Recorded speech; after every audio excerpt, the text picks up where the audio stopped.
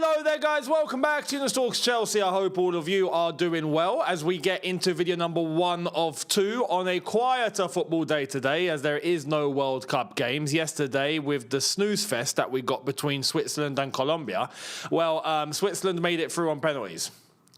They will play Argentina in that quarterfinal, so basically whoever went through between Switzerland and Colombia basically doesn't matter, if we're being honest. So, yeah, we'll see what's going to happen there, but there's no football today. Tomorrow, it all kicks off again for the quarterfinals. We will be over on News Talks Football for France versus Morocco, and then we'll take it from there to cover every single game going forward until the end. So make sure you guys are there. I'm also dropping a video over there as to... why is it that the African teams always stop after 80 minutes? And why is it we can't...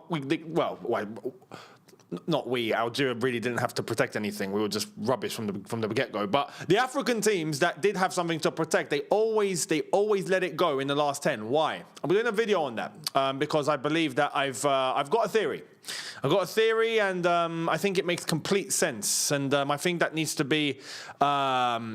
mentioned, and I think these African teams, need to retrospectively take a look in terms of internally what is it that they need to do. I'm going to do a video over on News Talks Football for that. But let's get cracking here with the Chelsea stuff. What's the latest? Well, we've got a move that has been done. So let's get to it. Here it is. Derry to Sporting is a here we go from Fabrizio, saying deal done on a loan until June 2027, salary covered and no buy option. Chelsea got new deal done for Derry this week and now allow him to leave on loan to Sporting. Derry will return to Chelsea in June 2027. This is a really good move. Really good move. And I think it covers Sporting as well in terms of Quenda leaving Sporting to head over to Chelsea. We already know that's a deal done. That's a done deal for That's a done deal for quite some time. And Quenda will be arriving this summer. But Derry, look, there's two ends of the spectrum on Derry. Derry, as a raw talent, looks really good, really good. Straight out of Cobham, very raw, very raw. Needs playing time, needs developing, needs time.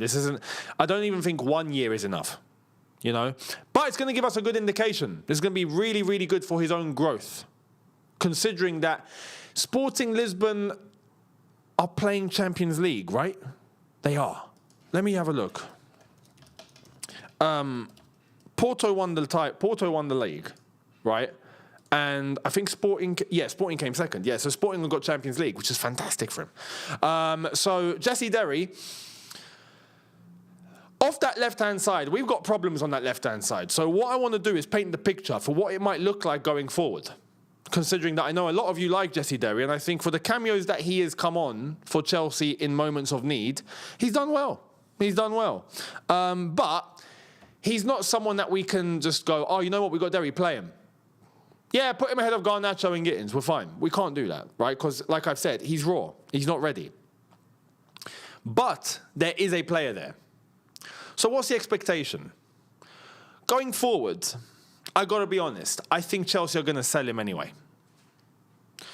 I think that what the plan is for Chelsea, I'm not saying what I want to happen. I'm going to tell you what I want to happen in a bit. I think Chelsea are going to send him on loan, let him develop at a European club, playing Champions League football. He'll play. He'll get loads of minutes. He'll develop. He'll look good. His value will increase. He'll come back to Chelsea next summer. And then you've got two options. He gets reintegrated into the squad. And now we've got an additional option.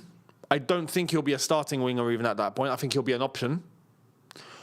Or you sell him. I think Chelsea sell him. I think at that point, Sporting Lisbon might actually come back in and go, you know what, we'll buy the player. There's no buy option. Start a new negotiation, start from scratch, we'll buy the player. And then Chelsea will look to entertain because his value would have increased and we'll get pure profit. That's what I believe Chelsea are going to do. What I would do, this isn't a certainty because we have to wait and see what he's going to do at Sporting Lisbon. If he doesn't do well at Sporting Lisbon, we've got a problem, right? But what I would do, considering what I think the player is going to do, how I think he's going to get on, because I believe Derry is a really good winger. And I think that you see how it went with Tyreek George? I think Jesse Derry's ceiling, let's say, is higher. I think he can go further. I think he can look better. So what I would look to try and do, there's no certainty, but what I would look to try and do, considering that Chelsea are looking to get a versatile attacker in who's predominantly a left-sided player, right? I would get that player in now. We've got 1 game a week, so we're not exactly looking to rotate heavily. Bring that player in, he plays. The aim should be to get back into the Champions League, and if we do that, next season, considering how Jesse Derry's getting on, if he's had a really good loan and he's developed and he's looking good, I'd reintegrate him and have him as a second option behind whoever we brought in as our left-sided player. And then have those 2 guys as our left options. And then sell Gittins. Like, I'm being serious.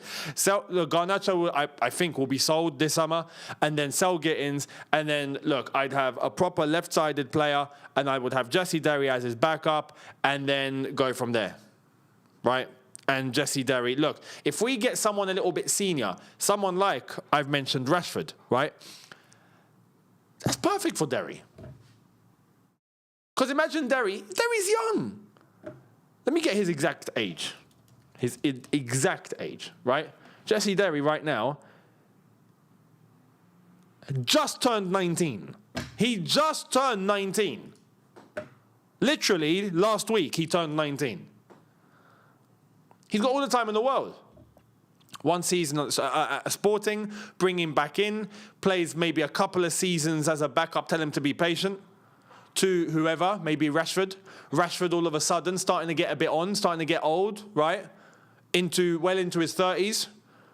Well, at that point, pass the baton. Boom.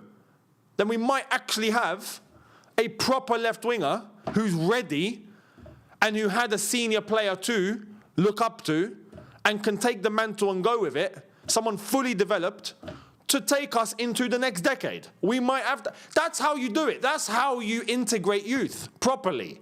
You don't just throw everything at them and go on, man, do it. Go on. Oh, you're not doing it. Yeah, you're rubbish. That's not how it's done. You're not helping them. That would be my blueprint, because I actually believe Jesse Derry's a really good player, and I think you can look to build with a Jesse Derry. You think you can. So that would be my path. Do you agree? Do you disagree? I'd love to know. Let me know down below. But there's an asterisk. That all depends on how he develops. Maybe he's like Theo Walcott. Maybe he just stagnates. Maybe he just stops. It's possible. You never know. But from what I think up until now, yeah, I think that's a good pathway for him. But let's see how he gets on, right? Let's see how he gets on. I hope he has a great loan over at Sporting Lisbon. We'll be paying attention to him, and we'll be keeping our eyes on him. And yeah, hopefully he smashes it out there and then heads back a much better developed winger, and we can go from there. So let me know your thoughts on that one. I'm doing a Gordon Ramsay now. Flipping out, right. Latest on Enzo Fernandez. Here it is. Chelsea sources continue to insist there is an expectation Enzo will be playing his football at Chelsea next season and that he remains a highly rated and valued member of the squad. Once again, Fernandez failed to commit his future to Chelsea. Of course he did. He wants out. Listen, this is only coming out, right, because Chelsea want to protect the value of the player. Because at the end of the day, if you've got a player that wants to go and you publicise that, the value drops. 100%. It drops, you know. Fabrizio is also giving a thoughts on the agent side. Fernandez's agent, Javier Pastore, will talk to Chelsea after the World Cup to try to understand what solution could be best for all parties. The contract is still a problem between Chelsea and Enzo. I don't think we're going to get a negotiation going well here. I really don't. If anything, I think they're going to try and find a new buyer. If Real Madrid are not going to be the club, I think the agent's going to try its utmost to try and get another top club to make a move for him.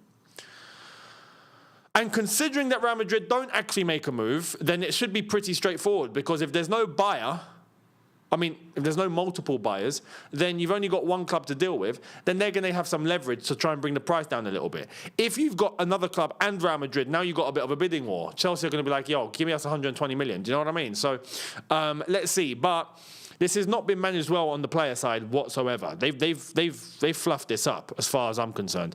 But Enzo wants out. We know this. We've already gone over that yesterday. I'm not going to go all over it again. So we'll see what's going to happen there. But I honestly think the whole thing about Chelsea, trying to say there's an expectation he comes back in and he's still our player and all that is just to make us look strong and that, we're not in desperate need. And if you want him, pay the money, basically. That's it. I don't see anything else. So we'll see how that goes. Xabi Alonso. Listen, at this point, does the geezer exist? Is he real? Can we hear from the guy? Like, what's going on? Pre-season starts tomorrow. Just to let you know.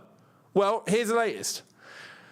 Nizar Kinsella telling us Xabi Alonso is expected to be at Chelsea's training grounds tomorrow. Among the players known to have returned to Cobham early are Esteval, Colwill, Tosin and Quenda. Quenda's there already, good. But Romeo Lavia is also there because we saw his Snapchat yesterday when he was filming Esteval in the gym at Cobham, kicking the ball about. So, you can add Lavia to that. But some players are back. Cool. Xabi Alonso is expected to be at the training ground tomorrow. Well, I expect his first words tomorrow then. Yeah? Please? Flipping hell. The guy got announced how long ago? And I understand he's been on holidays, right? But can we get an interview? One. Let's see. Hopefully tomorrow's that day. If he's at Cobham, it's an obligation, bruv. Like, unveil him properly, please. And let's hear from the guy. I'm looking forward to that. Everyone else back for pre-season. Cool. Nice to see there's a few of them that have come back early. That's good initiative. We'll see how it all goes. Let me know your thoughts on that. Now, to wrap up, interesting words from an ex-Strasbourg employee here talking about Bluco. Here's Patrick Vieira. He says, these are people who come into football and who don't understand club management and the importance a coach should have in a project. He's not wrong. He's not wrong. I know some people are going to be a little bit like, oh, yeah, but you failed. Yeah, but he's not the only one at Strasbourg and at Chelsea and under Bluco who has, quote-unquote, failed as a coach, right? We've got a long list. There's Vieira. Rosinha got moved about and shuffled about and turned into a joke. You got all the Chelsea lot. Potter, Poch, Maresca. Lampard came in and said that the standards are ridiculous and it's all gone down the flipping Swanee. He's not looking good, bruv. But he's absolutely right here. He's absolutely right. And now Xabi Alonso. Let's wait and see. How's it going to work out for him? Strasbourg are still yet to hire someone properly as a replacement. Who's coming in to be the new manager of Strasbourg? Ain't got a clue. Considering that Gary O'Neill has left. So we'll see what's going to happen on their end as well. Because, their way, not their way. What's happened at Strasbourg has been a shambles, if we're being honest, right? Just rotating coaches like for fun, and you'd think, okay, maybe at Chelsea there's an expectation because it's Chelsea. You could argue that. At Strasbourg, you can't just keep a coach in a job? He gets shifted about left, right and centre. Well, Gary O'Neill saw an opportunity, left. Liam Rosinha got promoted for no reason. It is mismanagement. It is complete mismanagement. 100%. Patrick Vieira is absolutely correct and we know that. Let's not kid ourselves. So let's wait to see what's going to happen with Xabi Alonso at Chelsea. And hopefully it's not going to be the same shenanigans that we've gotten used to for the last 4 years. Self-reflecting and changing and tweaking and all of this. Well, it's yet to be proven, if I'm honest. So let's see. Let me know your thoughts down below on all of that. Much appreciated. And we will do another video later on tonight to see what the latest is from now until later. And we'll go over it. So make sure you're there. Have a good one, people. Catch you later. Take care. And peace.